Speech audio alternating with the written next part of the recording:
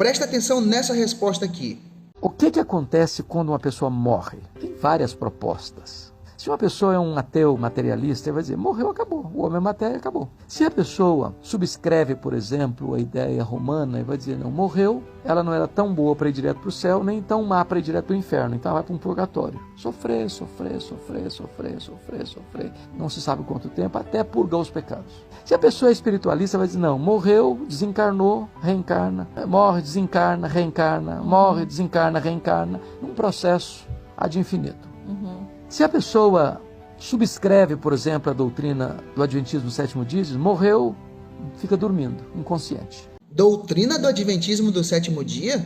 Não. Se tratando de denominações, os adventistas não são os únicos e exclusivos que acreditam na morte como um sono em plena inconsciência. Existem outros teólogos que não são adventistas, teólogos esses renomados, e outras denominações que acreditam da mesma forma como os adventistas. Mas independente das denominações ou dos teólogos, essa é uma doutrina 100% bíblica, inclusive apoiada pelo próprio Cristo, quando diz em João capítulo 11, verso 11, quando Lázaro morreu, ele disse com todas as letras, Lázaro dormiu, Lázaro adormeceu.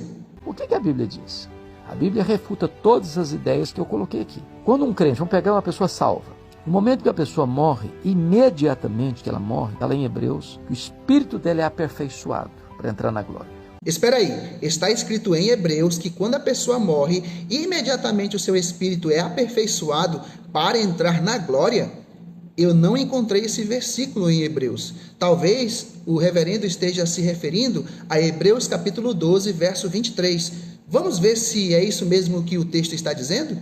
Mas tende chegado ao Monte Sião e à cidade do Deus vivo, a Jerusalém celestial e a incontáveis hostes de anjos e a universal assembleia e a igreja dos primogênitos arrolados nos céus e a Deus, o juiz de todos, e aos espíritos dos justos aperfeiçoados e a Jesus, o mediador da nova aliança e ao sangue da aspersão que fala coisas superiores ao que fala o próprio Abel. Bom, a única coisa que o reverendo falou que está no texto de Hebreus é a expressão espíritos dos justos aperfeiçoados. Mas, se você ler todo o capítulo 12 de Hebreus, você não vai encontrar a ideia de que quando uma pessoa morre, o seu espírito é aperfeiçoado para entrar na glória. O texto está se referindo a pessoas vivas e não mortas. Um contraste entre a manifestação gloriosa de Deus no Monte Sinai com o Monte Sião. Mas continuemos. Quando a pessoa morre, sendo ela uma cristã, salva pela graça, o que a Bíblia ensina? Paulo diz assim, lá em 2 Coríntios 5,8, morrer é deixar o corpo e habitar com o Senhor. Filipenses 1,23 diz, morrer é deixar o corpo e estar com Cristo, que é incomparavelmente melhor.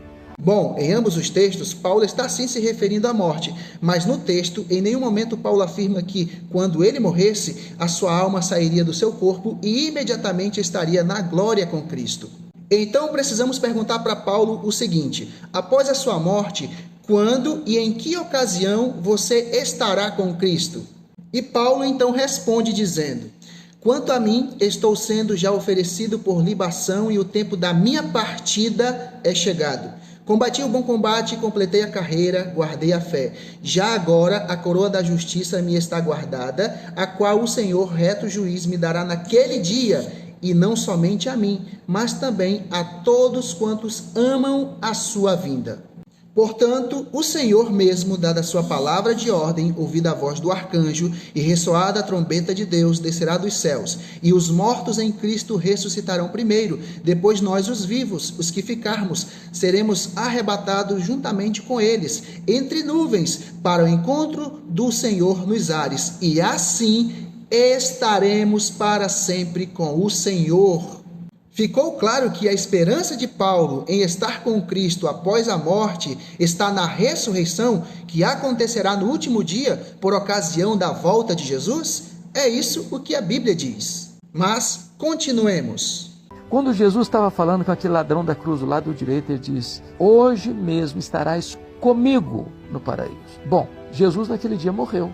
Bom, sobre Lucas 23:43, quando Jesus promete ao ladrão arrependido que ele estaria com ele no paraíso, é um tema muito controverso, seria tema para outro vídeo. Mas, resumidamente, Jesus não foi no mesmo dia para o paraíso. João capítulo 20, verso 17, 3 dias depois, Jesus ressuscitou e disse para Maria: Maria, não me detenhas, porque eu ainda não subi para o Pai.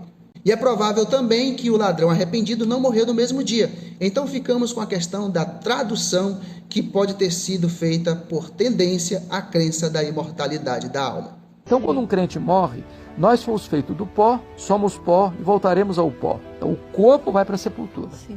O espírito ou alma vai para Deus, consciente, e começa a reinar com Cristo lá no céu. Desde Abel, aqueles que morreram em Cristo, estão todos lá reinando com Cristo, plenamente conscientes.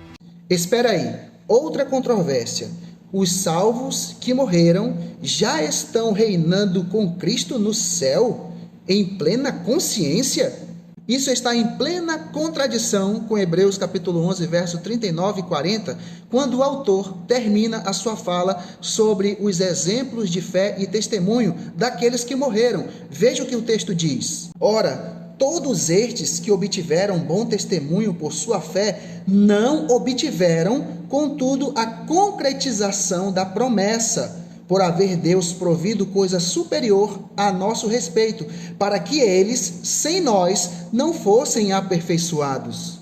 Veja que a promessa da vida eterna e do reino com Cristo não foi concretizada ainda, não foi dada ainda para aqueles que morreram, desde Abel até os dias de hoje. Veja o que diz 1 Coríntios capítulo 15, versos 21 a 23. Visto que a morte veio por um homem, também por um homem veio a ressurreição dos mortos. Porque assim como em Adão todos morrem, assim também todos serão vivificados em Cristo, cada um, porém, por sua própria ordem. Cristo, as primícias, depois os que são de Cristo na sua vinda. E então virá o fim, quando ele entregar o reino ao Deus e Pai, quando houver destruído todo o principado, bem como toda a potestade e poder. Apocalipse capítulo 20, verso 6 é bem claro em dizer que os salvos que já morreram só reinarão com Cristo por ocasião da ressurreição, a primeira ressurreição. A primeira ressurreição ocorre e então eles reinarão com Cristo 1000 anos, juntamente com os vivos que foram arrebatados por ocasião da volta de Jesus. Percebeu o problema e a contradição que a fala do reverendo trouxe para ele mesmo e para a doutrina da imortalidade da alma? Quando Jesus voltar, aquelas almas glorificadas que estão lá reinando com Ele, voltam com Ele. Antes dos vivos serem transformados e arrebatados, os mortos em Cristo ressuscitam primeiro. Depois os vivos são transformados. E então aquela alma que veio com Cristo na sua segunda vinda, recebe aquele corpo que todos ouviram a sua voz e sairiam dos túmulos, uns para a ressurreição da vida, outros para a ressurreição do juízo. Quanto a essa ideia de que os mortos, as almas dos mortos, vão voltar com Cristo e vão se encontrar com seus corpos e assim vai se unir e assim vai acontecer a ressurreição, a Bíblia não ensina isso, e isso nem mesmo pode ser ressurreição. Está mais para o quê? Reencarnação. Então, na imortalidade da alma, a ressurreição não tem sentido e significado algum. Até a próxima e que Deus os abençoe.